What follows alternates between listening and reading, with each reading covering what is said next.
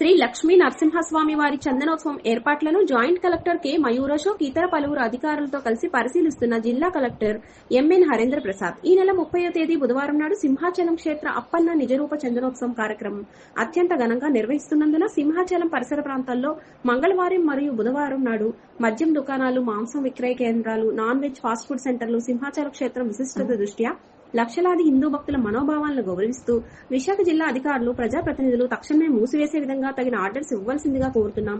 తిత్తి Sai Balaram, Visakha south Hindu ధార్మిక పరిషత్.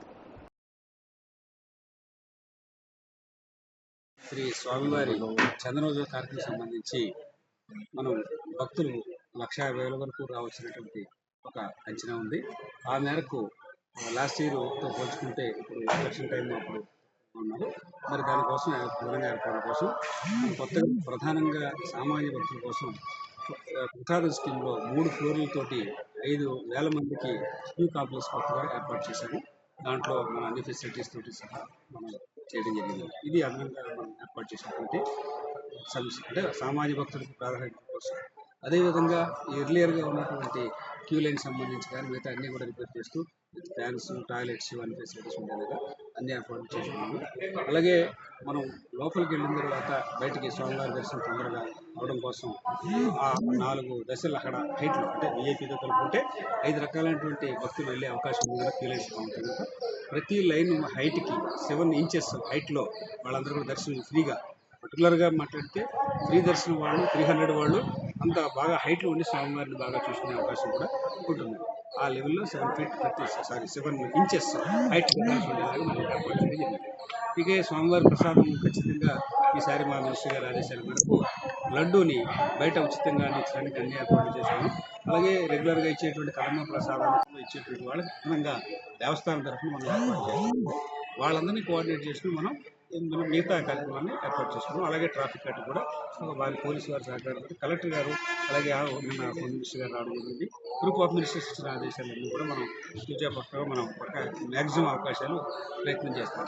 Transport సంబంధించి public అంతా కూడా సొంత వాహనాలు పైన లిమిటెడ్ ట్రాన్స్పోర్ట్ ఉండటం వల్ల కేవలం ఒక మినిమం విఐపి ఎవరైతే లోపల మన దర్శనాలు ఉంటాయో వాళ్ళ వెహికల్స్ మాత్రమే మనం ఇవ్వడము. మిగతా అందరికీ కూడా చక్కగా ఒక 40 ఏసీ బస్సులు మనం 1,500 రూపాయలు ఇచ్చే వాడికి, అలాగే 15 ఇన్నోవాలు, ఏసీ ఇన్నోవాలు, అలాగే సామాన్య భక్తులు 300 రావడం కోసం 45 ఆర్టీసీ వారి దగ్గర బస్సులు మేము తీసుకుని దేవస్థానం నుంచి ఇవన్నీ మనం ఏర్పాటు చేస్తున్నాం.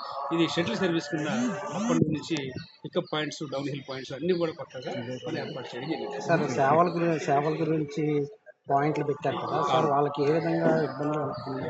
ఇప్పుడు మనం మధ్యలో క్యూ లైన్స్లో ప్రధానమైన అంశం ఏంటంటే మనం వాళ్ళకి మద్యం కానీ బటర్ మిల్క్ కానీ ఇచ్చేటువంటి ఒక సెపరేట్ వేని ఎక్స్క్లూజివ్స్ ఏర్పాటు చేసి, అలాగే ఏ వాలంటీర్స్ మన దగ్గర చాలామంది ముందుకు వచ్చారు వాళ్ళందరినీ ఒక స్ట్రీమ్ లైన్ చేసి ఒక డిప్యూటీ కలెక్టర్ గారి ఆధ్వర్యంలో ఒక కమిటీ ఏర్పాటు చేసి ఇలా ప్రతి దానికి ఒక కమిటీ ఏర్పాటు చేసుకున్నాం. ఆ కమిటీలో దీన్ని మానిటర్ చేస్తారు. ఆ డిప్యూటీ కలెక్టర్ గారి ఆధ్వర్యంలో కమిటీ ఏం చేస్తుందంటే ఏ ప్లేస్లో ఎవరు ఉండాలి, ఎలా చేయాలి అనేటువంటి డ్యూటీ షిఫ్ట్ వాళ్ళు కూడా షిఫ్ట్ ఎలా వెళ్ళాలి, అలాగే టెంపుల్ ఇన్సైడ్ వెళ్ళే వాళ్ళకి పర్టికులర్ ఎందుకంటే ఎక్కువ మంది వెళ్ళిపోకుండా వాలంటీర్ పేరుతో ఇంకోటి పేరుగా క్యూఆర్ కోడ్ తోటి లోపలికి వెళ్ళేటువంటి స్టాఫ్ డ్యూటీస్ పాస్ని ఆ విధంగా రిస్ట్రిక్ట్ చేస్తూ ఏర్పాటు చేయాలి. ఎంతమంది పోలీసులు బందోబస్తు? పోలీసు బందోబస్తు సార్ ఇవాళ మధ్యాహ్నం ఒక సిపి గారు కూడా వస్తున్నారు, భారీగా ఏర్పాటు చేశారు. వారు ఏర్పాటు చేశారు. సార్ ముఖ్యమంత్రి గారు పట్టు వస్త్రాలు సమర్పిస్తారని లేదు, అది యాక్చువల్గా సహజంగా మనం ఇవ్వడానికి అవకాశం ఉంటుంది. అయితే మినిస్టర్ గారు రాలేదని సమాచారం, ముఖ్యమంత్రి గారు రావట్లేదనే సమాచారం మాకు ఆల్రెడీ మా కమిషనర్ ఆఫీస్ నుంచి వచ్చినందువల్ల బహుశా మా మినిస్టర్ గారు నామినేట్ చేస్తారు. మా ఎండోమెంట్ మినిస్టర్ గారు కానీ లేదా జలమంత్రి గారిని అది మనకి ఇస్తారు. వారు పట్టు వస్త్రాలు డెఫినెట్ ఆర్డర్ వస్తుంది, సాయంత్రంలో మనకు వస్తుంది. అది రాగానే